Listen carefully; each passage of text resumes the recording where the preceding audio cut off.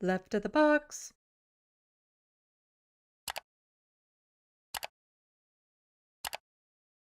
Something I cover a lot on my channel because I've had personal experience with it. Plus, it's having such a large impact on just people and everyday lives and quality of life and all that sort of stuff, is the housing situation here in Canada. And in Ontario, it is particularly bad. And a lot of that has to do with Doug Ford. So they like to blame it on the federal government. Of course, there are things the federal government could be doing better, but the bulk of the issue is provincial. One of the main problems is the rent controls that Doug Ford got rid of. After that, rents kind of skyrocketed. Then there's other factors that kind of get put at play, the lack of affordable housing being built or the lack of housing in general being built.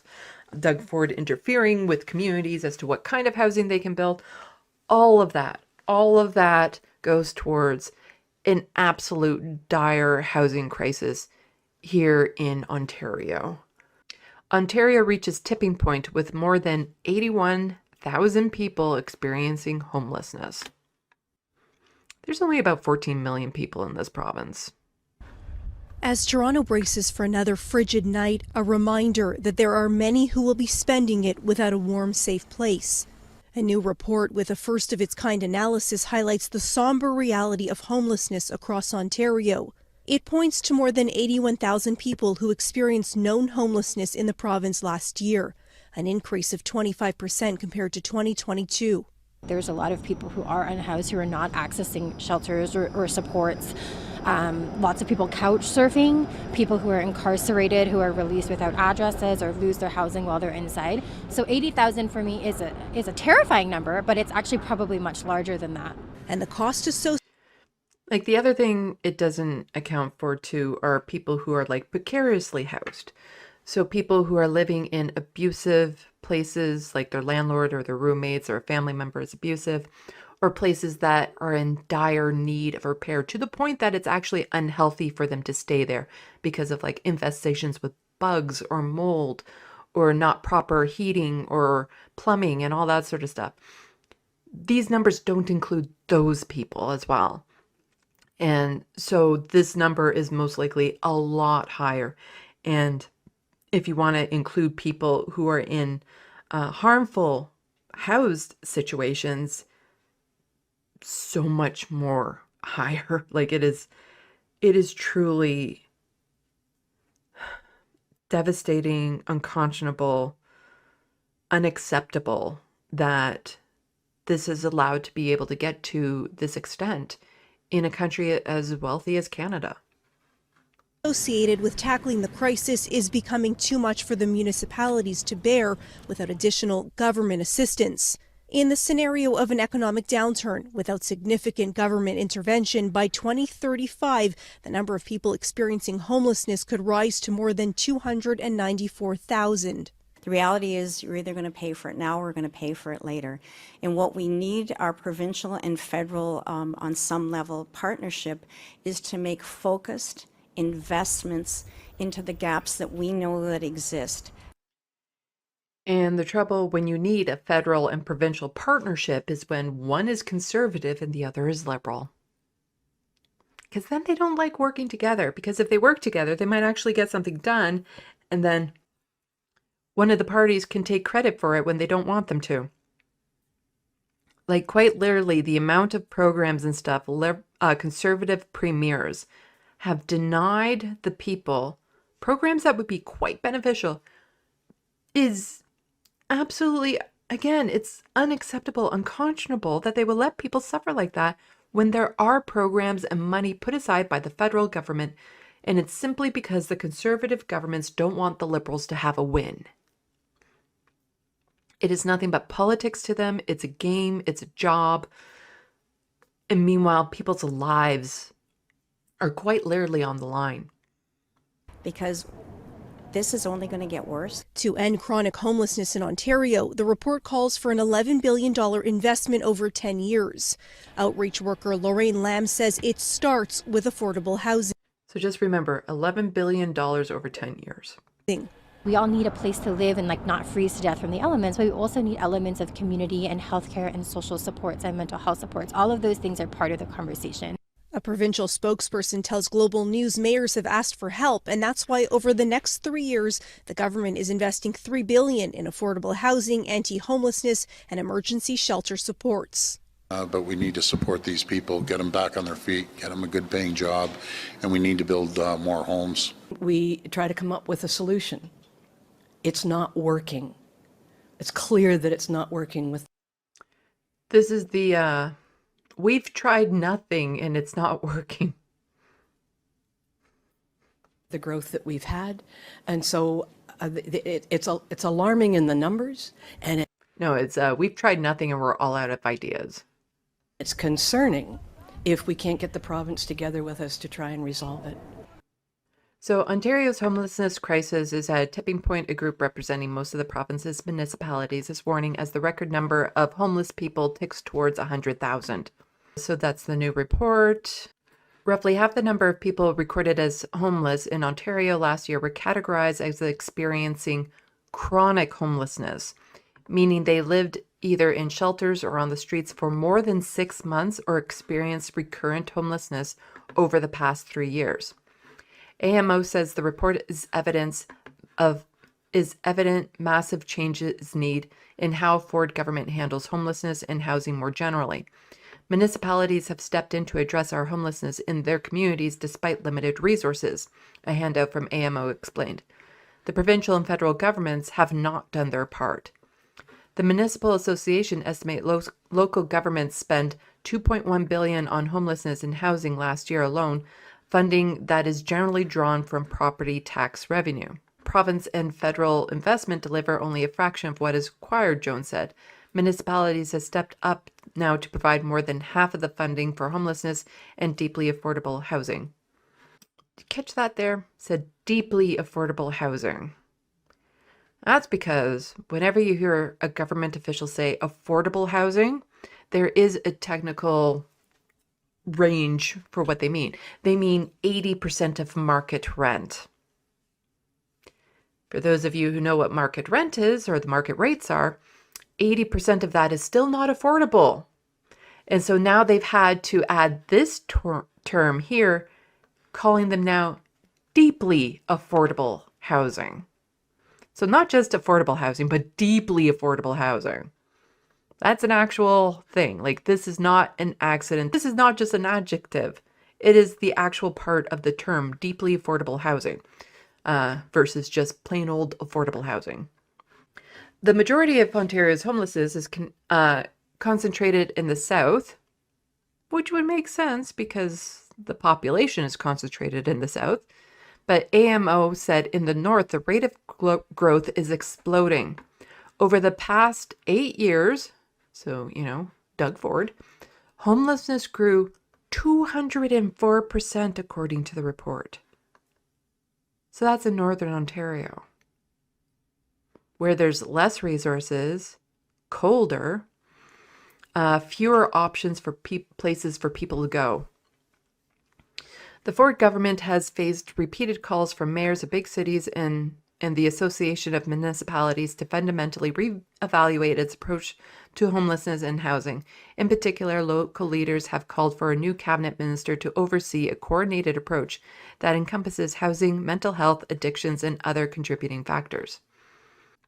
So the government is promising funds to help with homelessness programs, as well as new powers for police and threat to local service managers who fail to deal with homelessness in their cities. The bill, which has not yet passed, set to strengthen penalties for people who repeatedly break trespass laws, as in they're in a park encampment on public property, allow police and provincial offenses officers to ticket or arrest people using illegal drugs in public with penalties of up to $10,000 or 6 months in jail.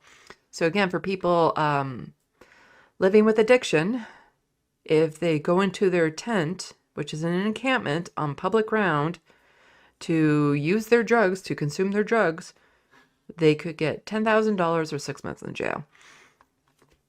But they're closing a lot of the safe consumption sites or supervised consumption sites.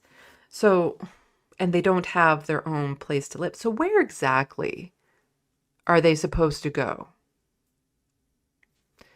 It also comes with an extra, 75.5 million for homelessness prevention programs, including 50 million for affordable housing, 20 million to expand shelter capacity, and 5.5 million to top up the Canada-Ontario housing benefit to immediately free up emergency shelter spaces.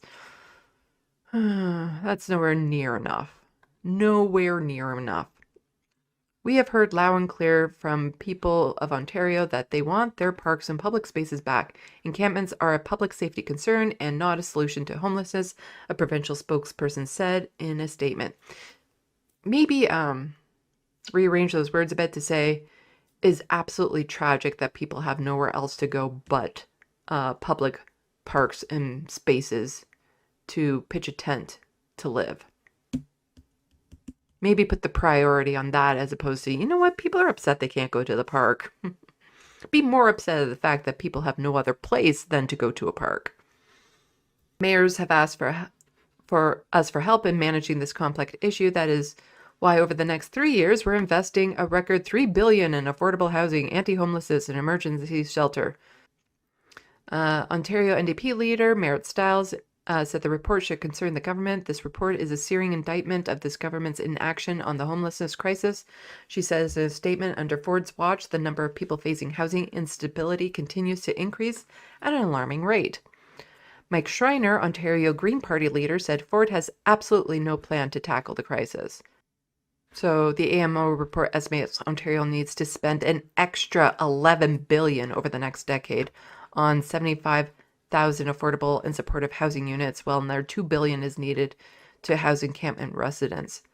So $11 billion extra over the next 10 years, but over the next 3 we'll get $3 billion and 75 million extra in this 1 year or something like that. Just, again, nowhere near enough. And also there has to be more done to prevent this from increasing. So again, the people who are precariously housed, the people who are, on the verge of being evicted because they can't afford rent and they're doing all these things to try to afford it.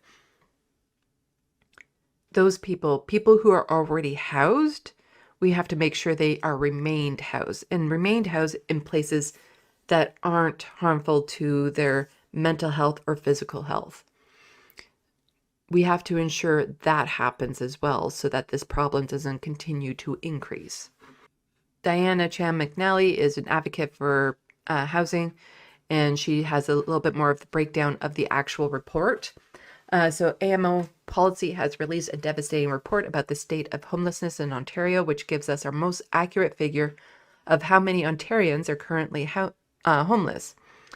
81,515, a 25% increase in 2 years, of whom 41,512 are chronically homeless. So half. As with any exercise in enumerating homelessness, the 80,000 is an undercount. However, we can see sharp rise since 2021, with overall homelessness increasing by 11 to 14% every year since. Homelessness in Northern Ontario has grown by 204% since 2016, a clear geographical disparity. You see, under a competent government, it should be, at a bare minimum, 11 to 14% less every year. One would hope that it would be a lot more than that, but at a bare minimum, it should be less. It shouldn't be increasing, it should be decreasing if we had a competent government that was actually trying to tackle this issue. Similarly, homelessness in rural Ontario has increased by 154% since 2016.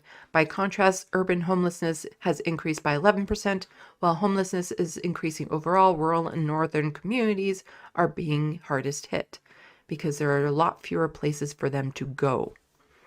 Shockingly, for the first time ever, nearly half of all homeless Ontarians are chronically homeless. Chronic homelessness entails a much higher risk of congruent chronic physical mental health issues, which can be permanently disabling and entail a high cost of health care. Equally shocking is the fact that a quarter of Ontarians who are homeless are children and youth. a figure that has risen drastically since 2021. In Canada, 78% of people who are homeless as children become chronically homeless as adults. We are potentially ruining many lives. Nobody, especially children, should be unhoused in this country. While systemic racism and colonialism makes the data incomplete, Indigenous people remain grossly overrepresented among homeless Ontarians, particularly in northern communities where Indigenous representation among local homeless populations exceeds 50%. Refugees and newcomers also remain overrepresented, particularly in contexts of urban homelessness. Historically, while these demographics have exited homelessness quickly, with no positive exits from homelessness, approximately a quarter are becoming chronically homeless. Part of the reason why it'll be so high for refugees and newcomers is they also don't know what options they have. They don't know if there's any programs in the area. They don't know their rights completely. They don't know what the government is supposed to be supplying. Some of them may not know that they can apply for disability or Ontario Works, or get connected with other organizations that would help them. So a lot of them are really just kind of lost in the wind. While emergency shelter has increased by 34% across the province since 2019, it's far from meeting the need. At the same time, investment in supportive housing remains stalled, with just one supportive housing unit available for 1 in every 14 homeless Ontarians. This matters because emergency shelter is a permanent solution, and with dramatic increase in chronic homelessness, more people will require supportive housing in order to exit homelessness due to the disabling permanent health impacts of remaining homeless for long periods.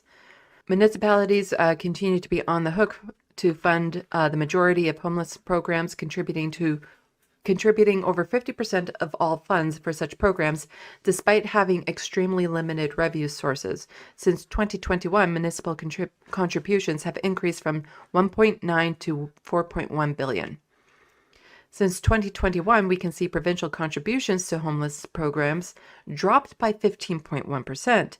Both federal and provincial contributions to housing initiatives continue to be inadequate, while municipalities have significantly increased funding.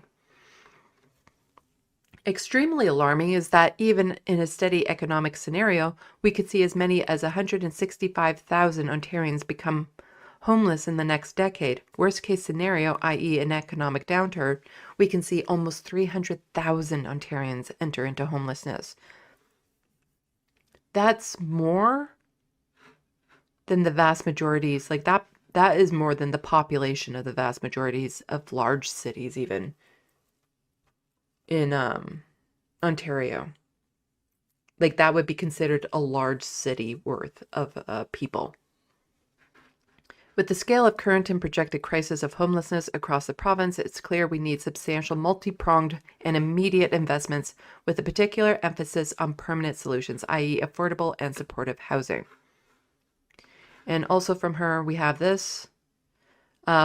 Whether it's -8 or -15 degrees Celsius, cold related injuries will occur just the same. Frostbite, which can be permanently disabling, hypothermia, even death. Toronto has already seen someone die in the cold this year, and our ERs are already struggling. Keep surge capacity open. When there's nowhere for people to go in extreme cold situations, oftentimes they just go to an emergency room to seek warmth, of which then they're often then kicked out and thrown onto the street by the security. So this is from the City of Toronto. So she was quote tweeting this. The additional City of Toronto warming centers that provide temporary surge capacity due to extreme cold temperatures are now closed. The standard warming centers remain open and are accessible to walk-ins. Find locations using the map at toronto.ca warming centers. So the City of Toronto have put together this map. So you can go to this website and you can see this map. You can zoom in and you can, this interactive map to find the warming centers. How many people that are in need of these services do you think have internet connection to find these? We told them where they could go for help. It's not our fault they didn't have internet access to figure it out. Just so infuriating. We could solve the housing crisis like right now. There's so many things that could be done. And again, it is a multi-pronged thing that needs to happen. There's no one solution that will solve everything. But there are many, many things that can be done right now that would greatly reduce the number of unhoused people in this province. And it's just, it should be criminal that it's allowed to continue like this, and it's allowed to get worse.